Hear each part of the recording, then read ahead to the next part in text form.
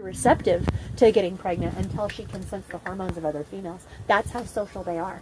And that's actually something that we stumbled across here at the park. We were the first zoo to really kind of find that out as a mystery, and it's gotten very successful from there. Other zoos are now helping to follow that model where they're having exhibits that can house multiple animals at the same time. So that's really exciting.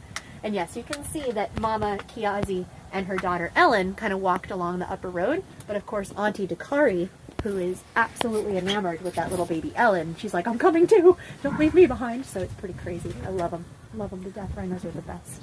Well, giraffes are the best, but rhinos are I was gonna say, wow. I'm changing my mind, right? It's just unheard of. Where's he going? I want you to watch though. There's Mama Kacy along that upper road. There's She's her pausing. baby. And watch baby come up behind her. You're going to see oftentimes that young lady Ellen will mimic some of the same behaviors that her mom does.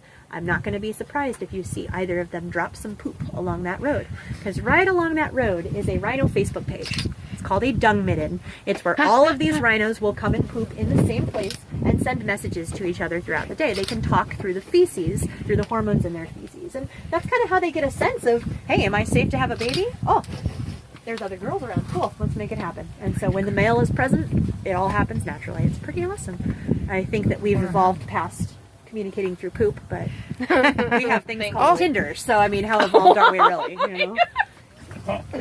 Oh God, look how big he is. But you can see that the rest of the animals in this area have no problem with the rhinos being nearby. The rhinos are bigger, and so if the rhinos start moving around, the other animals are going to kind of give them just a little bit of safe space, because the rhinos are also not going to see very well. It's like bowling for antelope, kind of, but it's nothing aggressive, typically. They're just kind of living life. But one thing I want you guys to realize is that all of these animals are connected.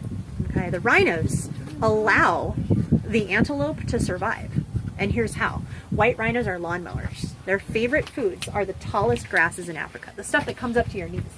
Well, the gazelle, the antelope, they're not really huge fans of the tall grasses. They would prefer the fresh sprouts that come up from underneath. Now, without the rhinos to mow the lawn, those fresh sprouts wouldn't really be able to grow because there would be too much grass in the way blocking the sunlight. So the antelope may find themselves with less to eat. Now, does that really matter? Are antelope that exciting? Not really. But who eats antelope? To a lion, it is. Lions, cheetahs, hyenas, wild dogs, jackals, crocodiles we talked about for impala and wildebeest. Guys, without rhinos, there would be less grass for antelope. And without antelope, there would be less of our favorite carnivores. So these guys really are all interconnected. So when we say, oh, people are hunting rhinos, that's a sad thought. And it of course, but it also implies that other animals will eventually be affected too. And that's why when we're talking about conservation, we have to think of the role that each animal plays in its ecosystem, because everybody is just as important as everybody else. Mom's so tired. I'm not, and it's been a long week and a half. Oh, nah, she's a great mama. You know how the lions and stuff eat antelope? Sure. Do you guys feed lions antelope? That's a great question. We don't. It would make sense, right? That What do you feed them? we typically give them a combination of beef and venison, and it's prepared ahead of time for them.